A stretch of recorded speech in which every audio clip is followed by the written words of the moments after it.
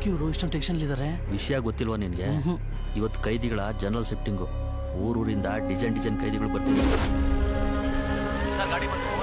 ಬರ ಕೇಳು. Special case ಯಾವ್ದನ ಇದೆಯೇನ್ರಿ? ಹೇಳ್ತಾ ಹೋಗ್ತೀನಿ, ಟಿಕ್ ಮಾಡ್ಕೊಳ್ಳಿ. ಬೆಂಗಳೂರಿಂದ ಮಾದೇಶ, ಅಕ್ಕಿಗೋಪಾಲ.